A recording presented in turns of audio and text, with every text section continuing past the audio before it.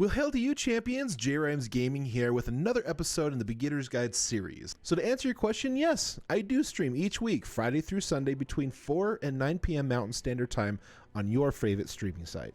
So first off, there's a little bit of compare and contrast when it comes to the pros and cons of the fire build. Now, what's really great about this build is that it's easy to learn and it's a great ladder starter. Has great AoE damage and scales well into the early and mid game. Now, where this build is weak is that it does have immunities to fire until you do have a Sunder Charm once you get into the Nightmare and Hell modes. The damage does fall off hard into the late game, sadly.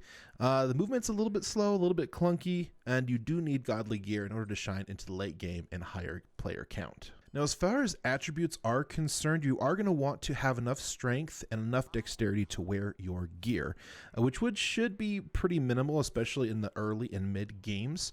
However, you should also think about how you want to split up your vitality points in case you want to have a little bit extra mana for a few more spell casts, especially when it comes to regenerate your mana. Having a little bit higher mana pool can be helpful.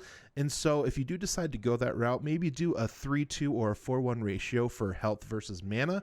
Or if you feel like you're pretty set with all the mana as well as having the insight on your mercenary, then go ahead and dump everything into vitality. So first things first, you got to decide what kind of mercenary you're going to want to have. Now, as far as the early game is concerned, I really do feel that the Act 1 Cold Mercenary with the Cold Arrow and Freezing Arrow is probably going to be one of your best bets, as well as them having some of the best pathing in the game and moving out of the way when monsters and demons as well as undead start hitting them. They usually do move out of the way a lot better than your Act 2 merc. So I always suggest to continue to utilize your Act 1 merc until you do have the better gear before you move on to the Act 2 mercenary. Whether you decide to get the Might merc, defensive, or you decide to get that lovely Holy Freeze, it's really up to you of what works best in your situation. So on my 39 rogue here with Eliza, I am running the Worm Skull Bone Helm.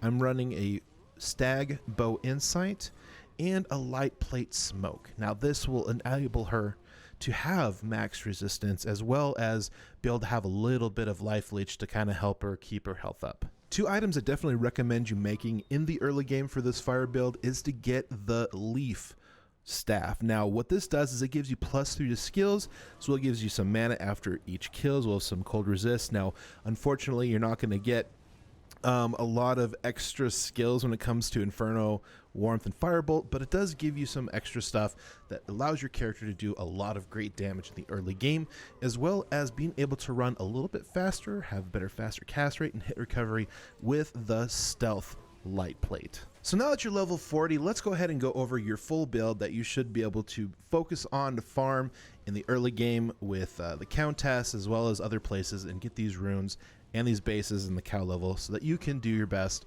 when it comes to going through Nightmare and Hell. So first I want to highlight something that's really important, which is the Lore Helm. So you want to find some pelts that'll give you plus skills to Molten Boulder, Volcano, Firestorm, and or Armageddon. Of course, we're going to be running a Spirit Sword. We're going to have the Ancient's Pledge, the Nokozan Relic, the Smoke, Mage Fist, dual Menald Heal Rings. Decided to go with the Snake Cord for the extra poison resist and poison length, as well as the Infernal Stride Demon Hide Boots. Now, some alternatives that you can get along the way is obviously things like Viper Skin and the Magi. However, I personally have not had the luck, and so I don't want to give you all hopes up and hoping that you're going to find the Viper Skin and the Magi very quickly in the game. So I gave you some other options that will also help.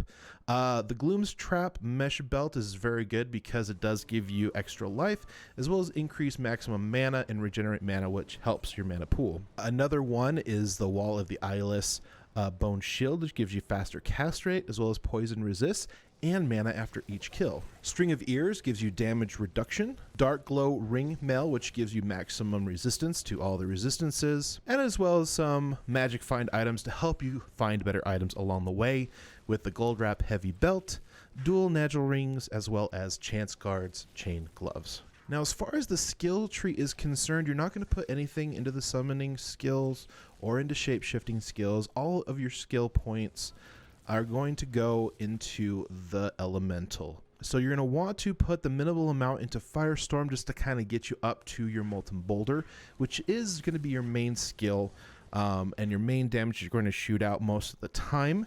You're going to put a few points into Fissure, but you're going to put the rest of your points that you possibly can into Volcano, ending with Armageddon. And once you max out Molten Boulder, Volcano, and Armageddon, you're going to put the rest of your points into Firestorm. All right, now let's go ahead and go over some of the abilities and actually how they function and works. That way you can better prepare yourself when you get out there to slay demons and monsters. So let's go over the abilities. That way you can get a better idea of how you're going to slay these monsters over and over again. Now the first ability I want to showcase for you is the Molten Boulder. Now what Molten Boulder does is it launches a boulder of flaming hot magma that knocks back your enemies. Now this current skill does have a 1-second casting delay, meaning that faster cast rate's not going to affect it because it does have a dedicated cooldown. So once you cast it, as you can see, it turns red. It shoots that boulder out actually pretty far. I don't know if I can go all the way over. No, probably 3/4 of the way out, which is actually pretty cool. And what this actually does is it does knock back your enemies, which is actually super helpful to help you stay safe. Now your second main ability is Volcano. Now this summons forth a volcano to rain death and destruction over your enemies. This is your main AoE ability, which basically throws up a volcano and throws out a bunch of magma and fire and rains destruction around everything on the ground. And lastly, your third ability is Armageddon. Now this creates a meteor shower to rain fiery destruction on nearby enemies. This is kind of similar to things like Blizzard, and I believe whatever the fire ability is on the other sorceress, but this definitely does not have a delay. It does last for about 6 seconds, so basically you can count 1, 1000, 2, 1000, 3, 1000, 4, 1000, 5, 1000 recast, and it'll just keep going. And what's great is that it follows you around, which is a kind of cool ability. Now let's really showcase what this build can do. Now I'm running over here in Rocky Way, so the first thing I'm going to do is I'm going to cast Armageddon, cast Volcano, and run away. And as they're running towards me, I'm going to be very, very safe when I'm casting things. So we'll keep Armageddon up by casting it, throw my magma balls of death towards them. And what's really great is that this is a pretty safe build, which is really incredible, especially for beginners, new ladder players, new starters. This is a really great way to start playing this game and really enjoy it. And as you can tell, there's really no mana problems at all because it does have those cooldowns and those long durations, which really make this build really shine. Now guys, I had the opportunity in Season 6 to try this build out myself, and I absolutely do believe that it slaps. It's really easy to learn. You know, as far as like the learning curve, it's very, very simple. The toolkit is not extensive at all. As far as like the aiming, it's actually pretty easy to aim, but if you don't hit, what's really great is it does give you pools of fire everywhere, which is really exciting. Great AoE damage, scales well into the early and mid game. However, I would definitely recommend respecing into Twister and to do that physical and magic damage instead, as when you do get into late game with very minimal gear, it does get really tough to get through those immunities. Hey, thank you so much for finishing this video all the way through. It really does go a long way to support the channel. So don't forget to check out my other videos, and if you feel my content is worthy, perhaps subscribing to my channel, liking and sharing your favorites with your family and friends. All the additional links are in the description down below. And lastly, I have one question for you before you go. Are you ready to play? Let's play!